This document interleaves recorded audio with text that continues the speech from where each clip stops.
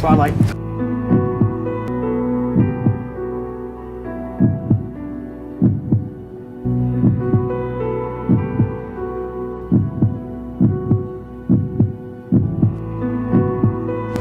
Spotlight, llamada también En Primera Plana, es una película que se estrenó el 6 de noviembre de 2015, dirigida por Tom McCarthy y ganadora un Oscar en 2016 a Mejor Película del Año Spotlight.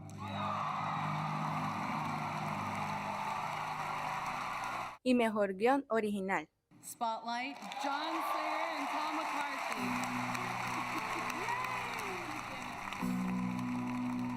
Protagonizada por Michael Kenneth, Mark Ruffalo y Rachel McAdams. Es un drama basado en la vida real sobre Walter Robinson, Mike Resender y Sacha Pfeiffer, un grupo de periodistas de investigación del periódico The Boston Globe que descubrieron el escándalo de abusos sexuales por parte de la Iglesia Católica. La película se centra en Boston, Massachusetts. En aquella ciudad, pues por aquellos tiempos eran muy creyentes y se evidenciaba de manera simbólica la presencia del catolicismo.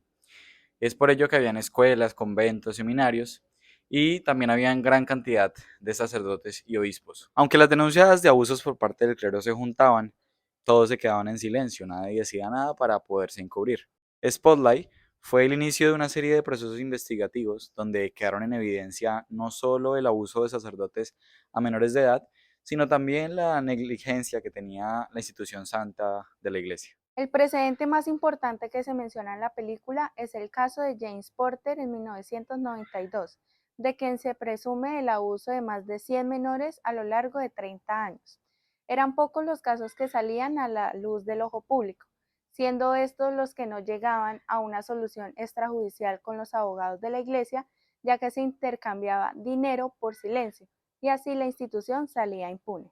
La película se centra en el caso de John Yogan, un sacerdote que a lo largo de su carrera abusó sexualmente de más de 130 niños, pero lo más sorprendente es que estaban incluidos menores de 4 años.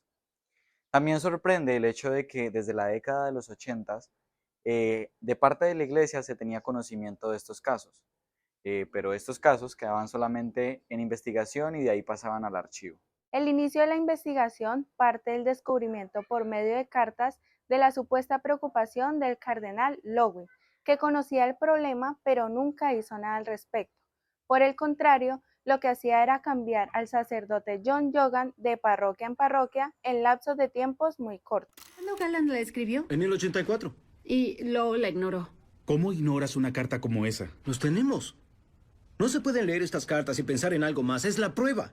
Sí, es la prueba. Pero es entonces cuando a finales de los 90 llegan una serie de denuncias masivas en contra del abusador. El abogado Gravidian hizo una pauta con una de las víctimas y esto llegó a ser interés para la periodista Eileen McNamara, periodista que en aquel momento publicó su columna para el diario Globe. Luego de esto, años después, se dio trascendencia a esta noticia tras la llegada del nuevo editor, Martin Baron, quien en aquel momento, junto con el equipo de Spotlight, se tomaron a la tarea de durante 6 meses reunir toda la información acerca de las víctimas menores de edad que sufrieron a lo largo de tantos años. Una de las piezas fundamentales fue el abogado Garavidian, quien es el único que le declara la guerra a la Iglesia. Siempre buscaba ayudar a todas las investigaciones, pero había un problema. Los expedientes y las pruebas seguían siendo confidenciales y por lo tanto el público no podía verlos. Pero después de una serie de juicios, los archivos pasan a ser públicos y por lo tanto la prensa, exactamente el equipo Spotlight, pudieron ver todos estos documentos incriminatorios que contribuyeron a la investigación. Los periodistas del Boston Globe lograron juntar toda esta evidencia y junto a los testimonios de más víctimas, entre ellos Phil Saviano, fundador de SNAP, una red de supervivientes de abusadores del clero, otros abogados, más víctimas, psiquiatras y sacerdotes, lograron publicar el 6 de enero de 2002, después de medio año de investigación, un informe contundente, comprometedor y explosivo para demostrar al público los horrores de la Iglesia Católica. En la época en que se realizó, la iglesia era la institución más poderosa en Boston. Después de la publicación, llegaron cientos de llamadas a la unidad de investigación Spotlight denunciando casos propios de abuso, manifestando enojo con la institución religiosa y agradeciendo por el artículo. Siendo Spotlight una película periodística, notamos que en ella se esboza el periodismo de investigación y calidad, que antepone lo correcto por encima de todo interés. La película se encarga de reivindicar la labor periodística y la importancia que tiene este para encontrar el camino de la verdad y la justicia.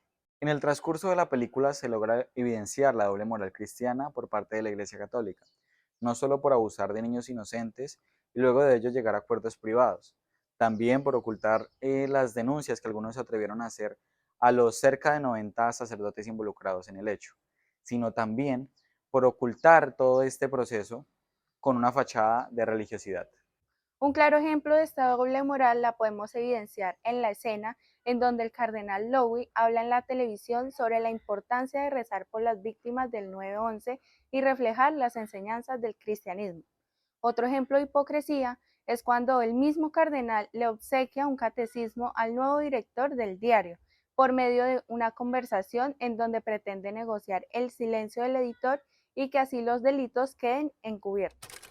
Esto fue Spotlight, una película que nos muestra la realidad de un mundo sucio y malintencionado. Es importante que estos casos pues no queden en la impunidad y también es importante reflexionar sobre la verdadera labor que tiene el periodista al momento de generar estas investigaciones.